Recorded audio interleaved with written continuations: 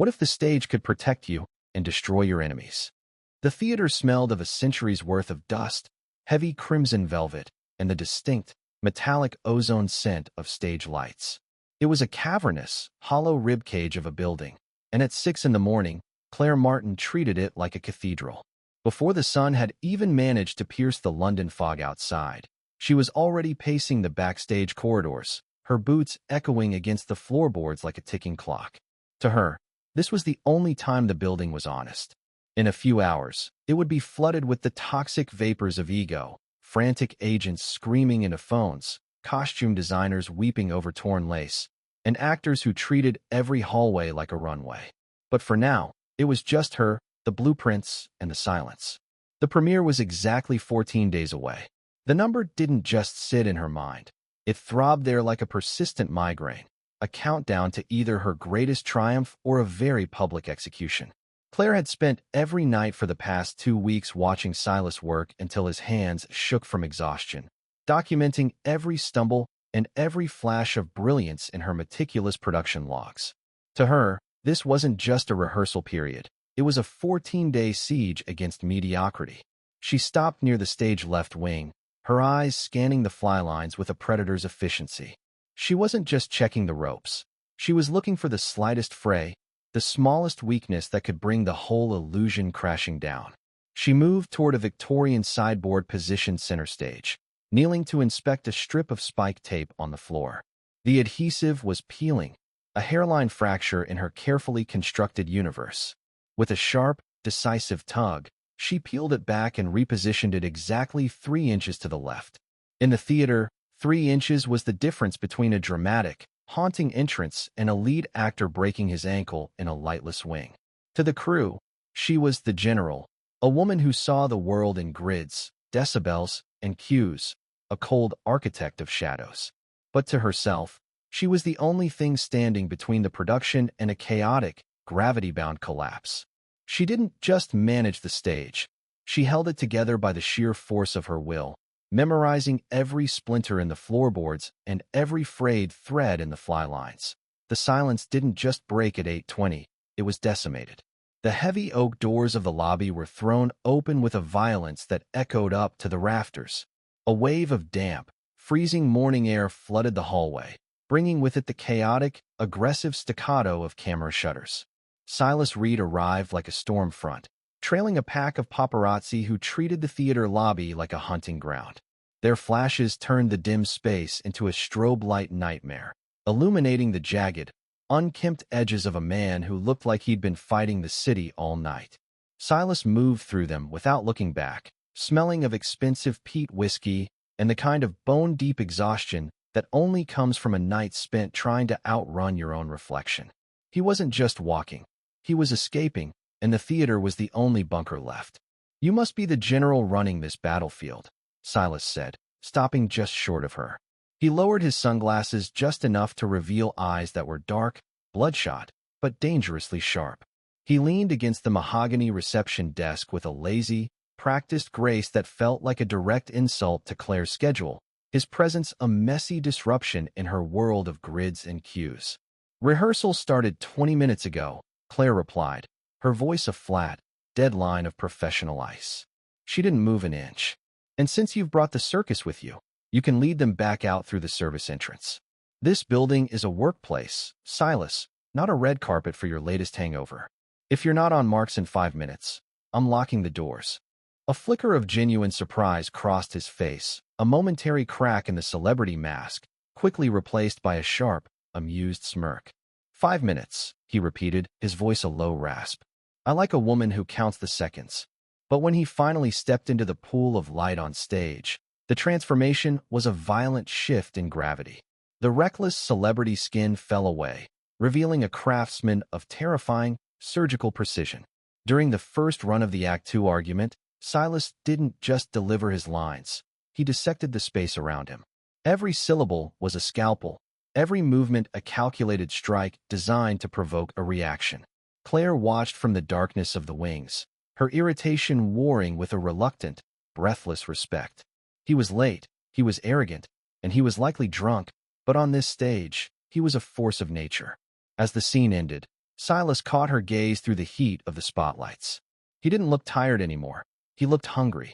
The battle for the soul of this production had just begun, and Clare realized with a jolt of adrenaline that he was enjoying every second of the friction between them.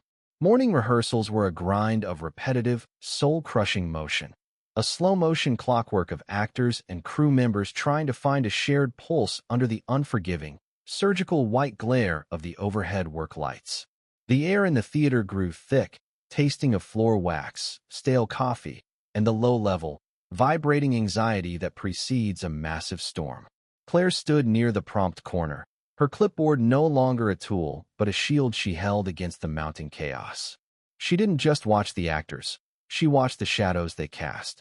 To her, a chair moved half an inch out of its spiked mark was a crisis. A lighting technician hesitating over a sub-second cue was a personal failure. On stage, Silas Reed was a study in restless, predatory energy. Between takes, he didn't relax. He leaned against a prop fireplace, his long, calloused fingers tracing the carved mahogany with a distracted, almost obsessive intensity. To the assistant directors, he looked bored, perhaps even hungover. To Clare, he looked like a wolf circling a trap, waiting for the iron jaws to snap. Then, the heavy double doors at the very back of the auditorium groaned on their hinges, the sound echoing through the rafters like a gunshot. The shift in the room was instantaneous, a physical drop in temperature that made the actors' breaths hitch mid-sentence.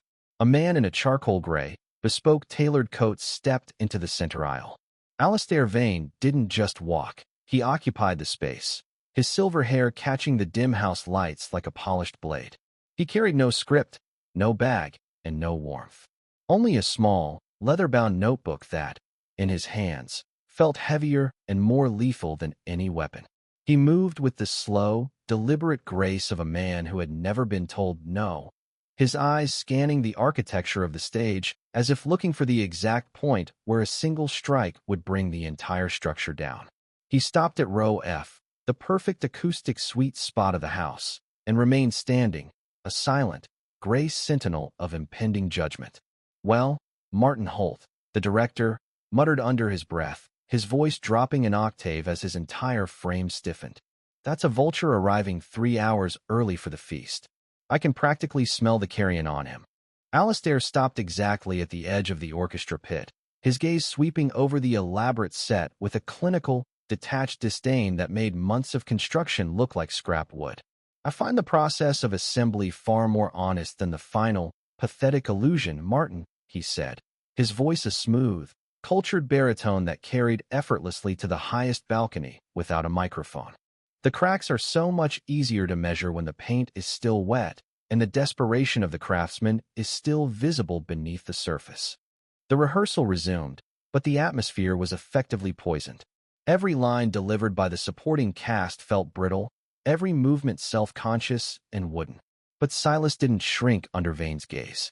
Instead, he grew colder, more concentrated. When the Act Two confrontation began, he didn't just play the role of a man betrayed. He used the dialogue to build a fortress of defiance. His voice didn't rise in volume, but it gained a jagged, metallic edge that sliced through the thick air of the auditorium. He wasn't acting for the director anymore. He was performing for his executioner. When the scene finally ended, the silence that followed was agonizing.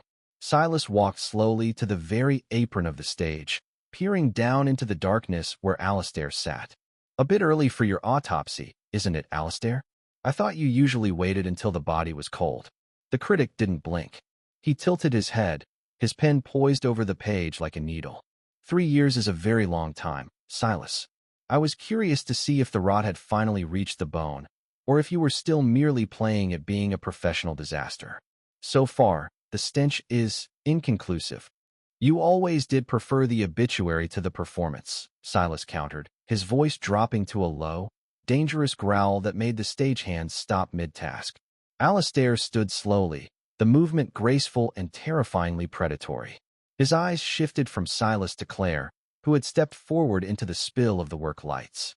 "And you must be the new architect of this fragile, crumbling structure," he said, his gaze lingering on her with a chilling, mathematical calculation. "Discipline is a rare currency in this industry, Miss Martin. I truly hope you haven't invested it in a bankrupt estate. It would be a tragedy to see such potential wasted on a drowning man. The threat hung in the air, an invisible cord tightening around the throat of the entire production.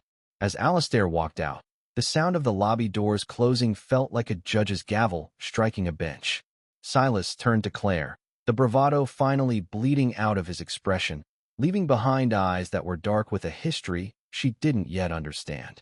"He didn't come to review a play," Silas whispered, his voice barely audible over the hum of the cooling lights. "He came to witness the exact moment we hit the ground."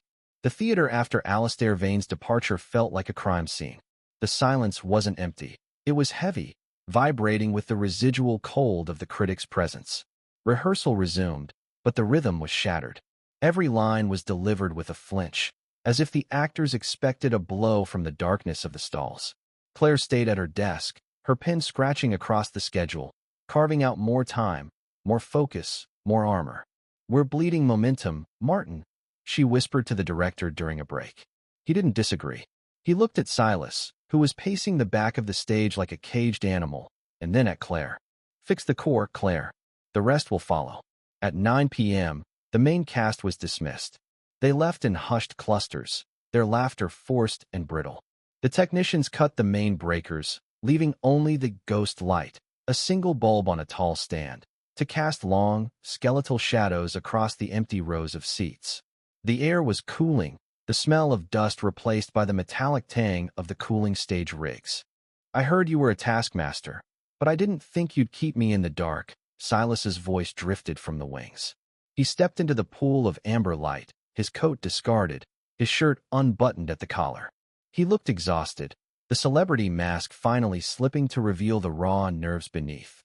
"We're not in the dark. We're in the truth," Clare said, not looking up from the script. Page 27.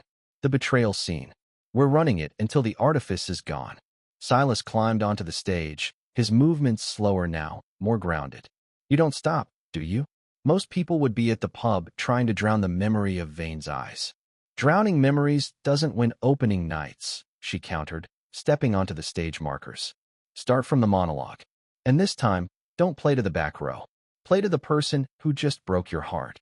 For the next 2 hours, the theater became an isolation chamber. They ran the scene 10, 20, 30 times. Clare didn't just give notes. She pushed. She challenged his pauses, his inflections, the way he held his shoulders. At one point, she stepped into the scene herself, standing inches from him, her voice a low, steady anchor against his rising intensity. "You're hiding, Silas," she said, her voice echoing in the rafters. "You're using your talent as a shield. Drop it. Let them see the wreck." Silas froze. His breathing was heavy, the only sound in the vast, hollow space. He looked at her, and for a heartbeat, the professional distance evaporated. "The wreck is all there is, Clare," he whispered. "That's why Vane wants it. It's the only honest thing I have left." He sat on the edge of the stage, his legs dangling into the dark pit of the orchestra. Clare sat beside him, the silence between them no longer a battle, but a temporary truce. "He's been trying to bury me since the incident in Paris," Silas said, his voice stripped of its usual bravado. "He thinks talent is a privilege that should be revoked if the man isn't perfect. I'm far from perfect. None of us are," Clare replied, looking out at the empty seats. "But you're the one on the stage. He's just the one in the dark." Silas looked at her, his expression softening into something dangerously close to gratitude. "You're the only person in this city who looks at me and sees a craftsman instead of a headline." "I see a man who's late for rehearsal," she said, though the edge was gone from her voice. Silas laughed, a short, genuine sound that seemed to chase away the last of Vane's shadows. When they finally walked toward the exit, the theater was silent again, but the air felt lighter. They had built something in the dark that the critics couldn't touch, a shared secret and a reason to fight. The restaurant in Covent Garden was a sanctuary of polished mahogany, silver cutlery, and whispered secrets. A sterile, expensive theater where the performances were more dangerous than anything on a stage. Alistair Wayne sat in a corner booth, his presence a stark, cold contrast to the warmth of the candlelight. He didn't look like a villain. He looked like a man who had curated his own legend, elegant, composed, and entirely lethal.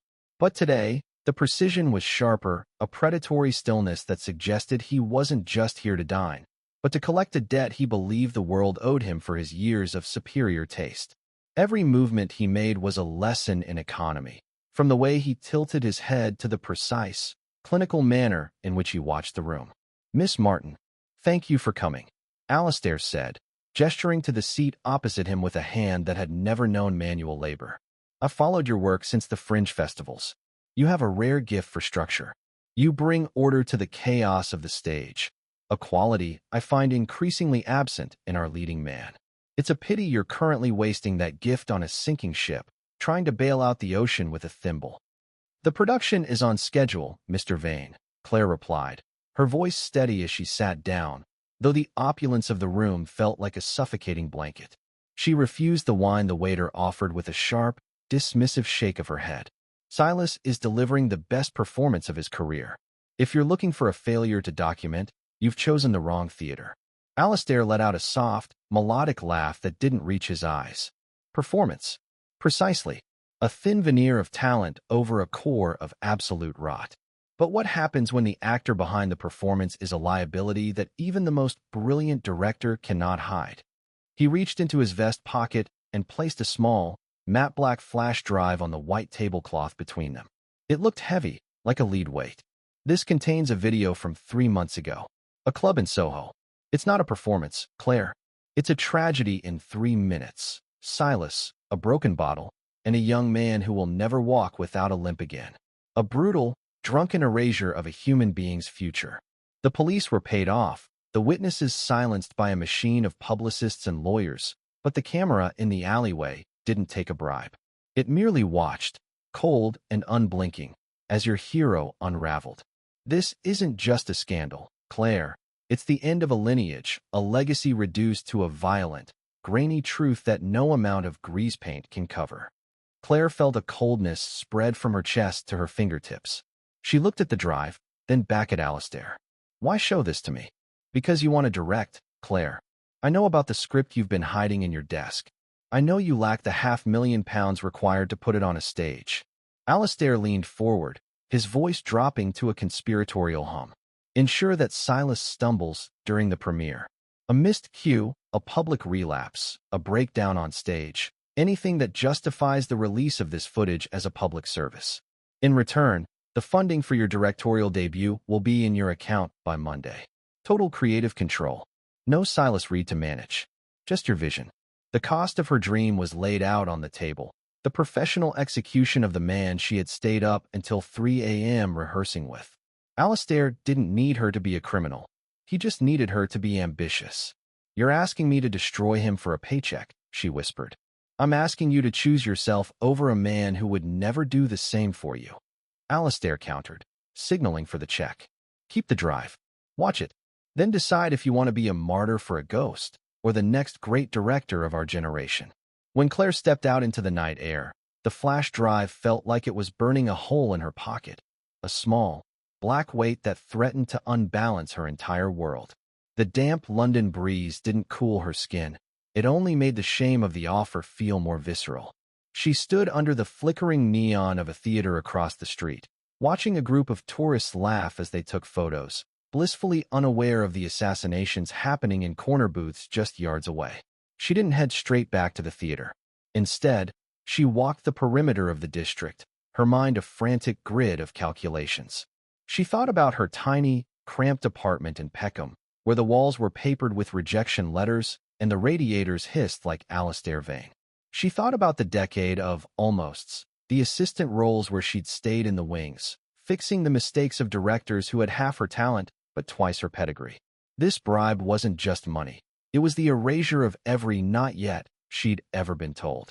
It was the key to a world where she wouldn't have to fix other people's broken visions, where her name would be the only one on the marquee, carved in white light against the London fog. She stopped on the Waterloo Bridge, watching the Thames churn beneath her like a black, oily muscle.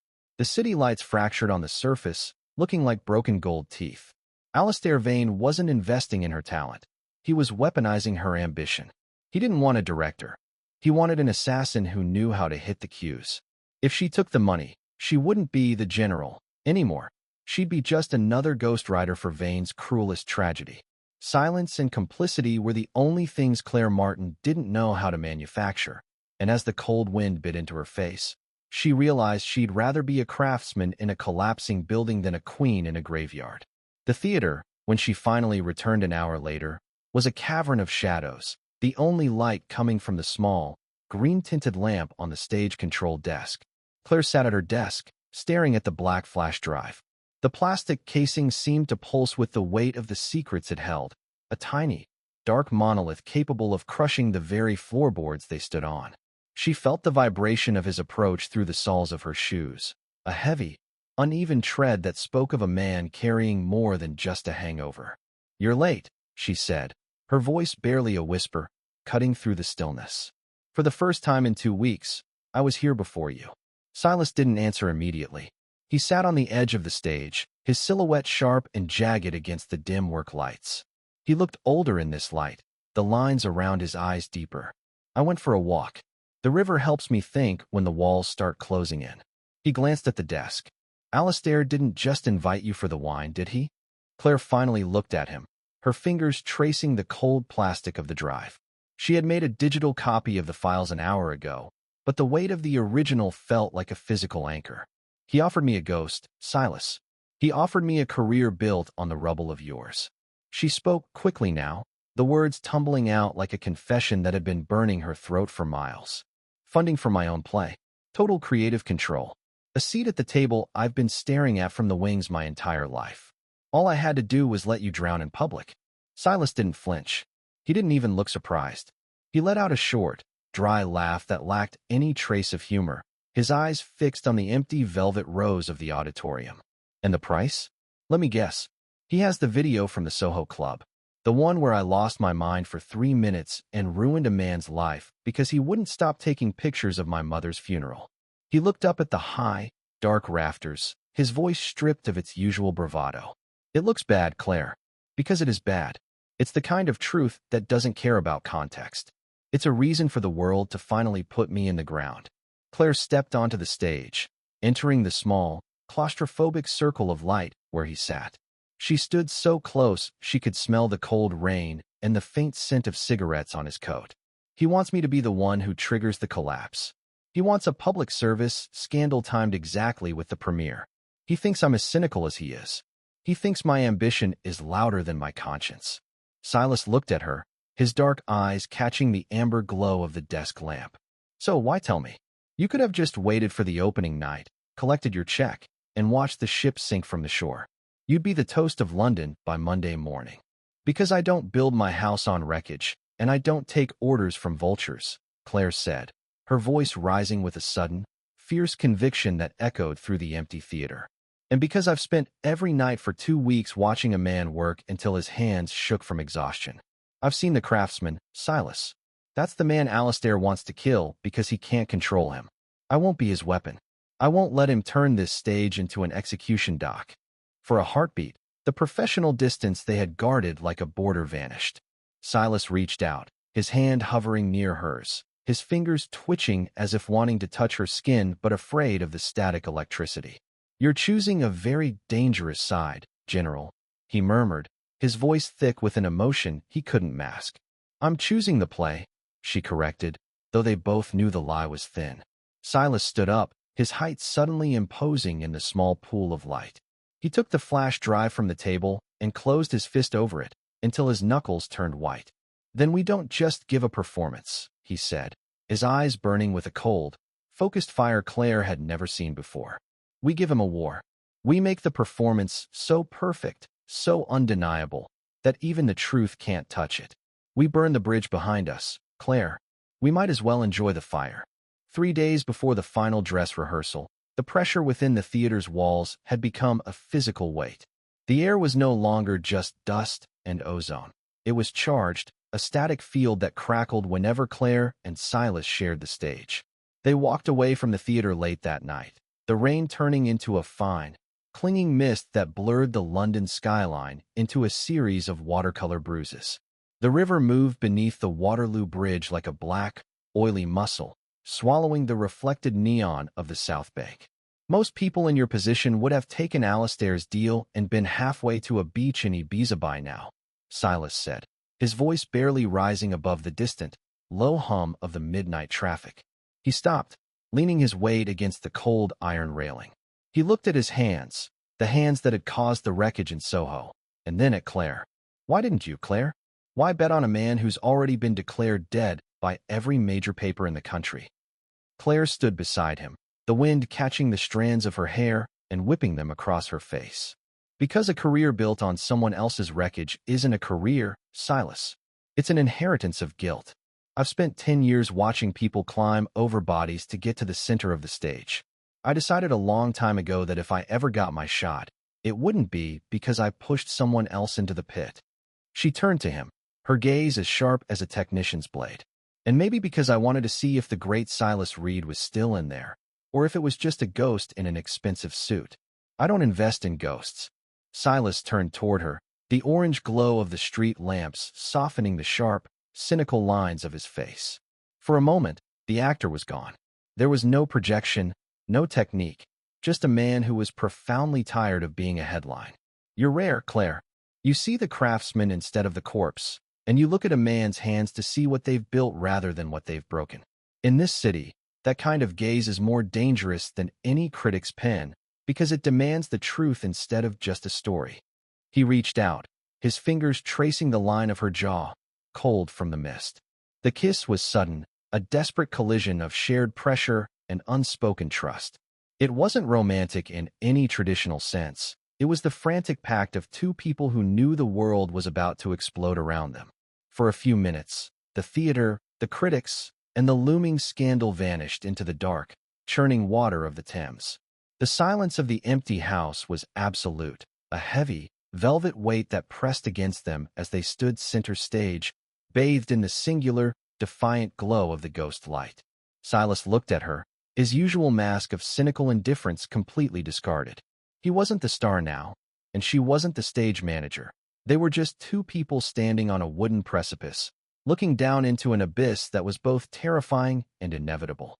The palace was built on lies anyway, he murmured, his voice echoing up into the dark rafters where the dust of a century still danced. Alistair only wants to tear it down because he didn't get to lay the first brick. But he doesn't understand that you can't destroy a man who's already made peace with his own wreckage. He's counting on my fear, Clare. He's counting on the fact that I have everything to lose. He doesn't realize I lost it all months ago in that alleyway. Clare stepped closer, the warmth of the light casting their shadows into one long, distorted shape that stretched across the empty orchestra pit like a bridge. She reached out, her hand resting on his chest, feeling the steady, thundering rhythm of a heart that refused to stop fighting despite the whiskey and the scandals. Then we give him nothing to hold on to, Silas. We don't just survive this opening night. We make it the only thing they can ever talk about. We turn the scandal into the subtext, and the subtext into the art itself. If he wants a tragedy, we'll give him one so perfect he'll have to commit professional suicide just to critique it. We will use his own expectations as the noose. The kiss that followed was no longer a desperate collision of pressure. It was a quiet, lethal promise. It was the sealing of a pact made in the ruins of their reputations. When they finally pulled apart, the theater felt different, less like a tomb for forgotten actors and more like a fortress. What now, General? Silas asked, his voice regaining that low, melodic resonance that had once commanded the West End.